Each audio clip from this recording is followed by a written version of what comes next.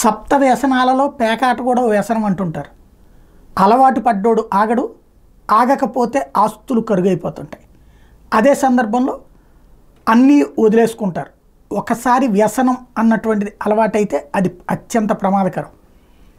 ఈ పేకాట అన్నటువంటిది చాలా రోజుల నుండి ఆంధ్రప్రదేశ్లో నిషేధించబడింది. చంద్రబాబు గారి టైంలో నిషేధంలో ఉంది, జగన్మోహన్ రెడ్డి గారి టైంలో నిషేధంలో ఉంది. ఏమన్నా చాటుగా జరుగుతుంటే వెంటనే లోపలేస్తారు. అయితే రిక్రియేషన్ క్లబ్బుల పేరుతో పేకాటలు జరగటం, దాంట్లో అది కాదు ఇది అంటూ ఆ కేసులు, ఆ తర్వాత పోలీసులు కేసు పెట్టినప్పుడు కోర్టులో బయటకు వచ్చేయడం, ఇవి జరుగుతూ ఉండే గతంలో. అయితే అసలు ఆ క్లబ్బుల కార్యకలాపాలే స్తంభింపజేసింది జగన్ సర్కార్.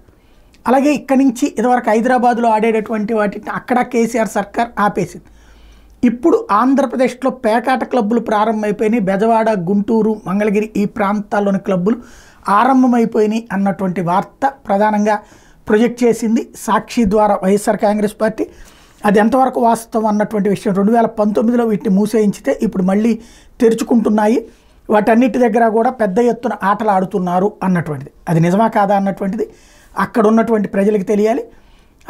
అదే సందర్భంలో పోలీసులు వీటి మీద చర్యలు తీసుకోవాల్సింది నిజమైతే.